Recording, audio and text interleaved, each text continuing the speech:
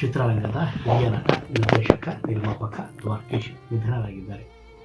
ಕರ್ನಾಟಕದ ಕುಳ್ಳ ಅಂತಾನೆ ಖ್ಯಾತಿ ಗಳಿಸಿದ್ದ ಅವರು ಕಳೆದ ಕೆಲವು ದಿನಗಳಿಂದ ವಯೋಸಹಜ ಕಾಯಿಲೆಯಿಂದ ಬಳಲ್ತಾ ಇದ್ರು. ಅವರಿಗೆ 81 ವರ್ಷ ವಯಸ್ಸಾಗಿತ್ತು. ದ್ವಾರಕೀಶ್ ಅವರದ್ದು ನಿಜಕ್ಕೂ ಕಲರ್ಫುಲ್ ಬದುಕು. ತುಂಬಾನೇ ಜಾಲಿಯಾದ ಮನುಷ್ಯ.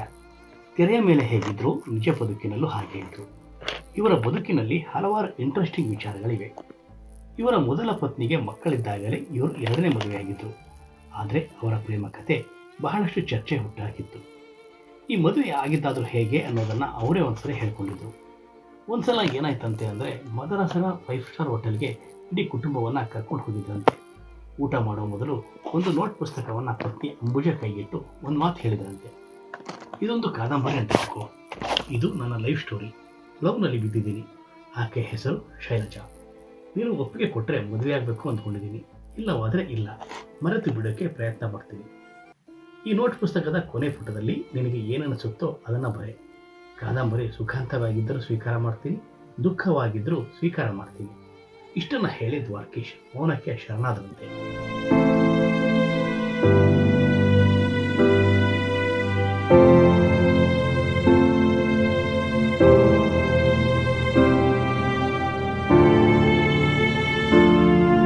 ಯಾರೇ ಆಗಲಿ, ಗಂಡ ಈ ರೀತಿ ಹೇಳಿದ್ರೆ ಶಾಕ್ ಆಗೇ ಆಗ್ತಾರೆ ಅಲ್ವಾ? ಆದರೆ ದ್ವಾರಕೀಶ್ ಅವರ ಪತ್ನಿ ಅಂಬುಜಾ ಮಾತ್ರ ಈ ವಿಷಯವನ್ನ ತುಂಬಾ ಕೂಲಾಗಿ ತೆಗೆದುಕೊಂಡ್ರಂತೆ. 5-6 ನಿಮಿಷ ಯೋಚಿಸಿದ ಅಂಬುಜಾ ಆ ನೋಟ್ ಪುಸ್ತಕವನ್ನು ಹತ್ತಿರ ಎಳೆದುಕೊಂಡು ಕೊನೆಯ ಪುಟದಲ್ಲಿ ತಮ್ಮ ಅನಿಸಿಕೆ ಬರೆದಂತೆ. ಅದರಲ್ಲಿ ಏನಿತ್ತು ಅಂದರೆ, ನಿಮ್ಮ ಸಂತೋಷವೇ ನನ್ನ ಸಂತೋಷ ಅಂತ ಬರೆದಿದ್ದಂತೆ. ಹೆಂಡತಿಯಿಂದ ಗ್ರೀನ್ ಸಿಕ್ಕಿದ್ದು ಅಲ್ಲಿಂದಲೇ ಫೋನ್ ಮಾಡಿ ಶೈಲಜಾಗೆ ವಿಷಯ ತಿಳಿಸಿದರಂತೆ. ಅಂಬುಜಾ ಕೂಡ ಆಕೆ ಜೊತೆ ಮಾತಾಡಿದ್ರಂತೆ. ಮಕ್ಕಳು ಸಹ ಕಂಗ್ರಾಟ್ಸ್ ಹೇಳಿದ್ರಂತೆ. ಎಲ್ಲರ ಹಾಜರಿಯಲ್ಲೇ 2ನೇ ಪತ್ನಿಗೆ ತಾಳಿ ಕಟ್ಟಿದ್ರಂತೆ.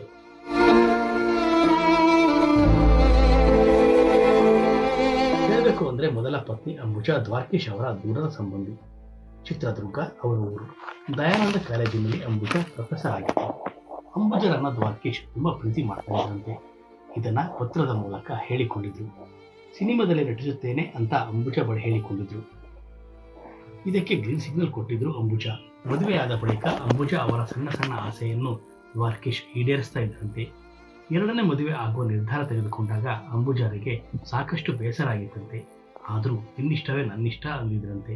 ಆದರೆ ದ್ವಾರಕೀಶ್ ಅವರಿಗೆ 2ನೇ ಮದುವೆಯಾದ ಬಗ್ಗೆ ಪಶ್ಚಾತ್ತಾಪವಾಗುತ್ತಂತೆ. ನಾನು ಅಂಬುಜಾಳಿಗೆ ನೋವು ಮಾಡಬಾರ್ದಿತ್ತು ಅಂತ ಒಮ್ಮೆ ಹೇಳಿಕೊಂಡಿದ್ರು. ಹಾಗಂತ ಇವರ ಸಂಸಾರದಲ್ಲಿ ಎಲ್ಲೂ ಅಪಸ್ವರ ಇರಲಿಲ್ಲ. ಆದರೆ ವರ್ಷಗಳ ಕಳೆದಂತೆ ಸುದ್ದಿ ಬದುಕಿನಲ್ಲಿ ಏರಿಳಿತಗಳನ್ನು ಕಂಡರು ದ್ವಾರಕೀಶ್. ನಿಮಗೆ ಗೊತ್ತಿರಲಿ, ದ್ವಾರಕೀಶ್ ತಮ್ಮ 52 ವರ್ಷಗಳ ಸಿನಿ ಬದುಕಿನಲ್ಲಿ 52 ಸಿನಿಮಾಗಳನ್ನು ಮಾಡಿದ್ದಾರೆ. ನಿರ್ಮಾಪಕರಾಗಿ ಡಾಕ್ಟರ್ ರಾಜ್ಕುಮಾರ್ ಅವರೊಂದಿಗೆ ಮೇಯರ್ ಮಿತ್ರನ್ನ, ಭಾಗ್ಯವಂತರು ನಿರ್ಮಿಸಿದರು.